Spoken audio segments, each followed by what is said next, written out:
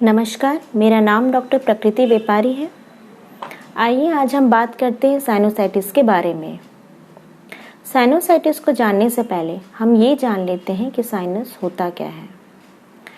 Sinus एक एयरफिल्ड space होता है, एक कैविटी होती है जिसे हम खाली जगह भी बोल सकते हैं, जो हमारे हड्डियों में प्रेजेंट होती है।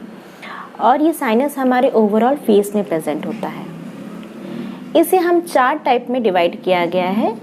एक होता है फ्रंटल साइनस, एक होता है एथमॉइड साइनस, एक होता है मैक्सिलरी साइनस और एक होता है स्फेनॉइड साइनस। जो फ्रंटल साइनस होता है वो हमारे फ्रंटल एरिया में इस साइड प्रेजेंट होता है। जो हमारी भौं होती है, आईब्रो होती है, उसके ऊपर साइड में यहाँ प्रेजेंट होता है।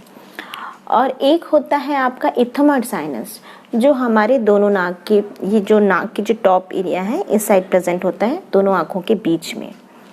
और जो आपकी मैक्सिलरी साइनस होती है वो हमारी गाल में चीक बोन की हड्डियों में प्रेजेंट होती है।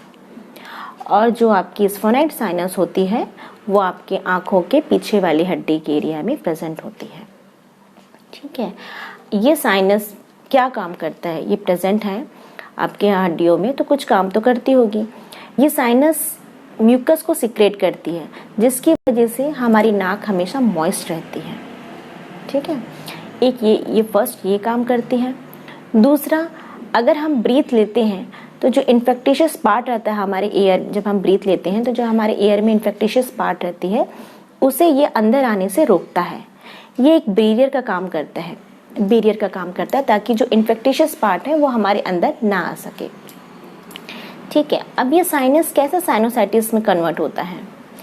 जब हमको सर्दी हो जाती है, जनरली देखा गया सर्दी को लोग एक आम बीमारी समझ कर नज़रअंदाज करते हैं।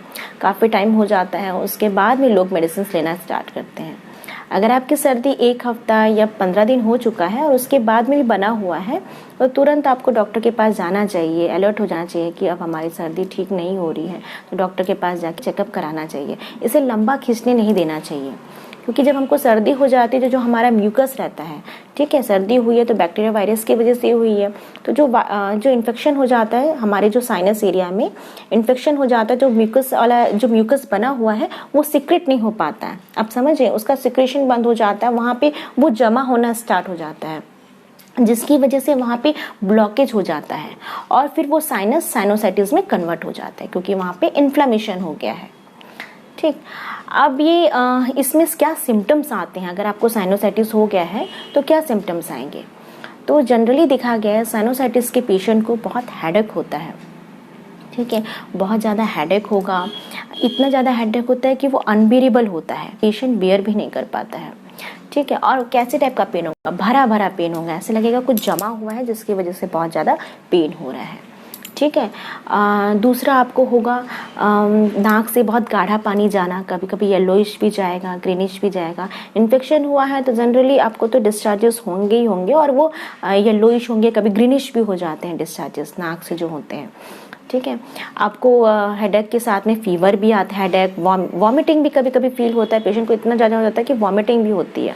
ठीक है, फीवर भी आता है, कभी स्लाइट फीवर भी रहते हैं, कभी कभी हाई ग्रेड फीवर भी चले जाता है। ठीक है, ये कुछ सिम्टम्स हैं जो पेशेंट को हमेशा फील होते हैं। ठीक है, ये सिम्टम्स हो गए। अब ये मैं बताती हूँ आपको कि साइनोसाइटिस को 2 पार्ट्स में डिवाइड किया गया है। अगर एक्यूट है, एक्यूट कंडीशन है तो उसमें अलग मेडिसिन हो जाती हैं और क्रॉनिक में अलग। अब एक्यूट और क्रॉनिक में क्या डिफरेंस है? देखिए, एक्यूट में जनरली वो आपका 15-20 दिन में ठीक हो जाना चाहिए, या 1 महीना, ज़्यादा 20-21 दिन मान के चलिए, उसमें उसको हम बोलते हैं एक्यूट में। लेकिन अगर 20-21 दिन से ज़्यादा हो चुका है या 1 महीने से ज़्यादा हो चुका है तो उसको फिर हम क्रॉनिक में काउंट करते हैं। और एक्यूट और क्रॉनिक दोनों की मेडिसिन अलग होती हैं। ठीक है, देखिए, सर्दी अगर आपका 1 हफ्ते तक है तो वो विथ और विदाउट मेडिसिन भी चले जाता है 1 हफ्ते में। अगर 1 हफ्ते में नहीं गया है तो उसके बाद फिर आपको तुरंत डॉक्टर के पास जाइए, दिखाइए क्या प्रॉब्लम है, डायग्नोसिस करना ज़रूरी है कि टेस्ट करना ज़रूरी है, किस प्रॉब्लम से आपको हो रहा है, किस वजह से आपको सर्दी हुई है। कहीं ऐसा तो नहीं कि आपको एलर्जिक हो गई है। जनरली एलर्जिक राइनाइटिस में साइनोसाइटिस होने के चांसेस ज़्यादा रहते हैं, या नेज़ल पॉलिप हो गया, उसकी वजह से भी साइनोसाइटिस होता है।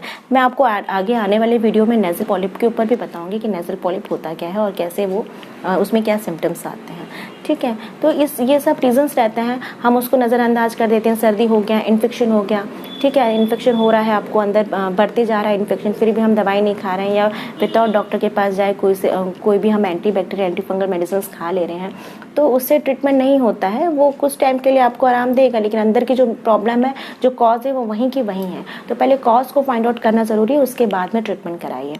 ठीक है, तो ये एक्यूट का मैंने आपको बता दिया। ठीक है, एक्यूट में 1 हफ्ते में विदाउट मेडिसिन भी ठीक हो जाता है, और 1 हफ्ते से ज़्यादा हो गया है तो उसमें मेडिसिन की ज़रूरत पड़ती है, और 1 महीने से ज़्यादा हो गया है तो फिर वो क्रॉनिक कहलाता है। तो क्रॉनिक और एक्यूट और क्रॉनिक दोनों की मेडिसिन अलग होती हैं, और क्रॉनिक में सिम्टम्स और बढ़े हुए स्टेज में रहता है। जो पेन, जैसे मैंने बताया ना, पेन अगर एक्यूट कम हो रहा है तो क्रॉनिक में बहुत ज़्यादा रहेगा, मतलब उसका पेन का ग्रेड फिर बढ़ा हुआ रहेगा। ठीक है, जनरली साइनोसाइटिस में हेडेक ज़्यादा होता है, हेडेक बहुत ज़्यादा होता है, अनबियरेबल हेडेक होती है। ठीक, स्नीजिंग भी होती है, छींके भी आती है पेशेंट को, नेजल ब्लॉकेज भी रहता है, एक नाक बंद रहता है, कभी कभी दोनों नाक बंद हो जाता है, पेशेंट को सांस लेने में दिक्कत होती है, मुंह से सांस लेता है, वो दोनों नाक बंद हो जाती है तो मुंह से सांस लेता है। तो ये सब प्रॉब्लम पेशेंट को फेस करना पड़ता है साइनोसाइटिस में। ठीक है, अब ये तो मैंने आपको बता दिया साइनोसाइटिस का। अब इसमें होम्योपैथिक से कैसा है, तो होम्योपैथिक में बहुत सारी मेडिसिन हैं साइनोसाइटिस के लिए, बट मैं आपको यही कहूँगी कि ये मेडिसिन जो मैं आपको आगे बताने वाली हूँ, उसको लेने से पहले एक बार आप डॉक्टर से कांटेक्ट करिए, डॉक्टर से सलाह लीजिए। विद डॉक्टर के एडवाइस से वो मेडिसिन नहीं लीजिएगा, क्योंकि देखिए हर मेडिसिन, हर पर्सन एक दूसरे से अलग रहता है और कॉज भी अलग रहता है। ठीक है, साइनोसाइटिस है इसका ये मीन्स नहीं है कि एक मेडिसिन 10 पेशेंट को सूट करेगी, ऐसा नहीं है।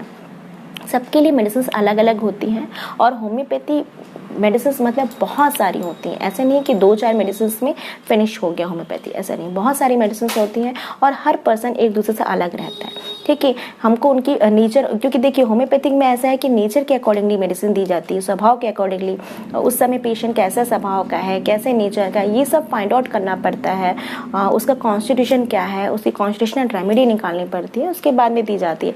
फिर भी मैं आपको कुछ 4-5 मेडिसिन बताती हूँ, अगर कभी ऐसा होता है कि एक्यूट कंडीशन है और आपको साइनसाइटिस के लिए होम्योपैथिक की मेडिसिन जो मैं आपको अभी बताने वाली हूँ, उसके लिए आप बिना डॉक्टर के एडवाइस से नहीं लीजिएगा।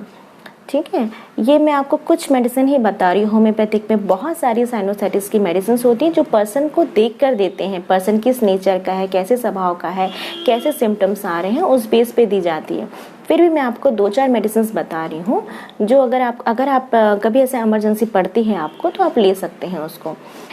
जैसे कि अगर आपका नाक से पतला पानी जा रहा है और एक्यूट कंडीशन है, तो उसमें आप एक एकोनाइट मेडिसिन आती है वो ले सकते हैं, आपका डल्कामारा वो भी ले सकते हैं, आर्सेनिक भी ले सकते हैं। ये 3 मेडिसिन है जब आपकी एक्यूट कंडीशन है और नाक से पतला पानी जा रहा है, तो उस वक्त ये मेडिसिन ले लीजिए।